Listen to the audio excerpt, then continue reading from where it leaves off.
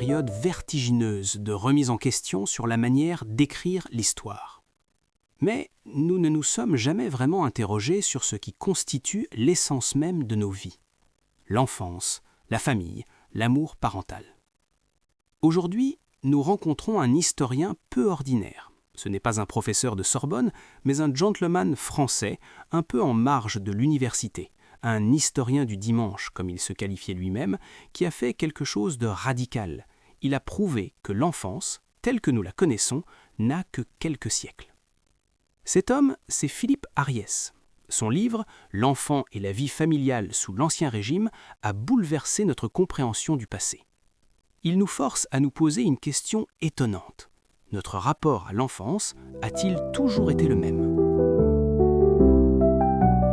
Philippe Ariès n'est pas un académicien typique. Il naît en 1914 dans une famille catholique conservatrice. Il ne suit jamais la voie royale de l'université. Il travaille pour une agence de publicité, Publicis. C'est un homme libre, un peu en retrait, attaché aux traditions, passionné d'histoire, mais sans position institutionnelle. C'est justement cette position en marge qui le libère. Il n'a pas de carcan disciplinaire à respecter, pas de dogme analyste à défendre. En 1960, à 46 ans, il publie un ouvrage qui fait très peu de bruit au départ, « L'enfant et la vie familiale sous l'Ancien Régime ». Le titre semble banal, presque ennuyeux, mais le livre pose une question qui va changer la manière de voir l'histoire. L'enfance, telle que nous la vivons, a-t-elle toujours existé ? Ariès utilise une méthode singulière. Il ne se plonge pas dans les archives administratives. Il regarde des images, des centaines d'images, des miniatures médiévales, des tableaux de la Renaissance, des gravures du XVIIe et XVIIIe siècle. Et dans ces images, il voit quelque chose d'étrange. Les enfants du passé n'ont pas le même statut que les nôtres. Ils ne sont pas traités comme des créatures spéciales. Ariès en tire une conclusion radicale. Avant le XVIe siècle, l'enfance n'existe pratiquement pas. Ce qu'il veut dire, ce n'est pas qu'il n'y a pas d'enfants, bien sûr qu'il y en a, mais il n'y a pas d'enfance comme nous l'entendons, pas comme une phase de la vie avec ses propres caractéristiques, ses propres droits, sa propre psychologie, son propre imaginaire.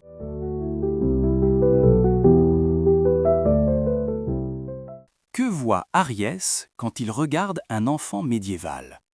D'abord, une absence de différenciation vestimentaire.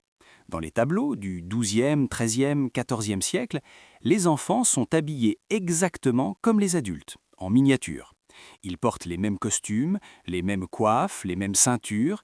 Il n'existe pas de vêtements d'enfants distincts. C'est un détail qui en dit long.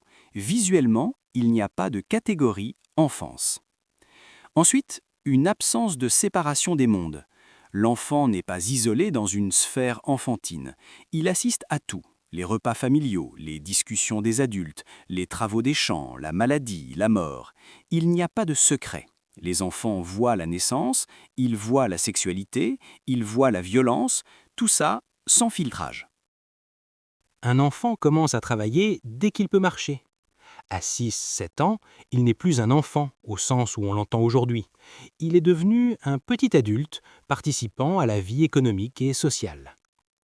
Il y a aussi une très haute mortalité infantile, souvent 30 à 40% avant l'âge de 5 ans. Ariès note quelque chose de troublant. Les parents semblent moins attachés à leurs enfants, ou du moins ne le montrent pas. Quand un enfant meurt, on en fait un autre. C'est une réalité qui ne provoque pas de culpabilité parentale visible.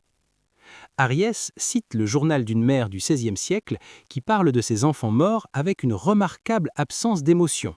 Elle note simplement « l'enfant est mort hier » comme on noterait « la pluie est venue hier ». Pas de déchirement, pas de récrimination contre Dieu. C'est l'ordre des choses. Puis, quelque chose change. Progressivement, du XVIe au XVIIIe siècle, apparaît une nouvelle sensibilité à l'enfance. Ariès la décrit pas à pas, en regardant les images, les textes, les témoignages. D'abord, le costume. À partir du XVIe siècle, on commence à inventer des vêtements spécifiques pour les enfants. D'abord pour les garçons de l'aristocratie. On leur crée des costumes distincts, avec des couleurs différentes, des formes différentes. C'est le début d'une différenciation visuelle. On veut que l'enfant soit reconnaissable comme enfant. Ensuite, l'école. Au Moyen Âge, il n'y avait pas d'école obligatoire, pas de ségrégation des enfants par âge. L'enfant était éduqué à la maison par imitation ou était apprenti auprès d'un artisan. À partir du XVIe-XVIIe siècle, l'école se développe. D'abord réservée aux garçons riches, puis progressivement plus largement. L'école crée une séparation de l'enfant du monde adulte. On isole les enfants, on les groupe par âge, on crée un univers pédagogique spécifique. C'est la naissance de ce qu'on appelle l'acculturation scolaire. L'enfance devient un moment de préparation à la vie adulte, pas une immersion directe dans la vie adulte. Puis la sentimentalisation. Au XVIIe et surtout XVIIIe siècle, la littérature devient obsédée par l'enfant. Les portraits de famille changent. On voit de plus en plus d'enfants, des enfants qui jouent, des enfants idéalisés, mignons. Ariès repère dans les témoignages écrits une tendresse nouvelle. Les mères et pères commencent à exprimer ouvertement leur amour pour leurs enfants. Le pédagogue Fénelon écrit des traités entiers sur comment bien aimer son enfant sans le gâter. C'est une nouvelle préoccupation morale. Enfin, la protection. Progressivement, émerge l'idée que l'enfance est une période fragile qui nécessite protection. L'enfant n'est plus un petit adulte, c'est une créature vulnérable, innocente, qui doit être tenue à l'écart du mal. On commence à censurer les livres, on sépare les enfants des adultes pour le coucher, on crée une innocence enfantine à préserver. Ariès montre que ce processus s'accélère avec les Lumières. Rousseau, avec Émile, 1762, codifie une nouvelle conception de l'enfance. L'enfant est naturellement bon. Il faut le laisser se développer selon sa nature, pas le dresser comme un soldat. C'est révolutionnaire. Au XVIIIe siècle, l'enfance est devenue une catégorie mentale, une obsession de la société. Ariès montre que cette transformation n'est ni linéaire ni simple. C'est une révolution silencieuse des mentalités, visible dans les images, les vêtements, les écoles, les discours, mais qui change radicalement la famille et la société. Il souligne une chose paradoxale. Cette invention de l'enfance s'accompagne d'une ségrégation de plus en plus stricte. Plus on aime l'enfance, plus on l'isole. Plus on la protège, plus on la sépare du monde adulte. La tendresse va de pair avec l'exclusion. Il note aussi que cette nouvelle vision de l'enfance est d'abord réservée à l'aristocratie, puis à la bourgeoisie. Les enfants pauvres, les enfants ouvriers, n'accèdent que très tard à cette enfance protégée. Pendant longtemps, pour les pauvres, il n'y a pas vraiment d'enfance, c'est du travail dès le plus jeune âge.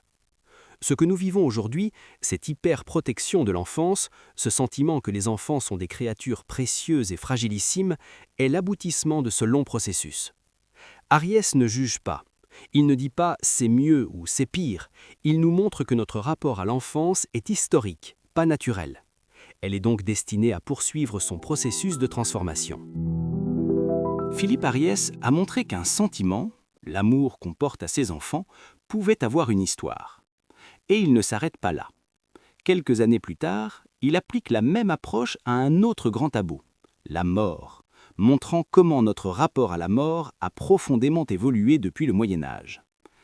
Sa méthode a ouvert une discipline nouvelle, l'histoire des mentalités. Après lui, on a pu faire de l'histoire des émotions, de l'histoire du corps. Dans notre prochain épisode, nous resterons dans cette exploration des sensibilités. Nous rencontrerons Alain Corbin et apprendrons à sentir le passé, littéralement. D'ici là, regardez vos enfants. Et rappelez-vous que ce que vous croyez naturel dans votre amour pour eux est en réalité le produit de siècles d'histoire. Et surtout, restez curieux.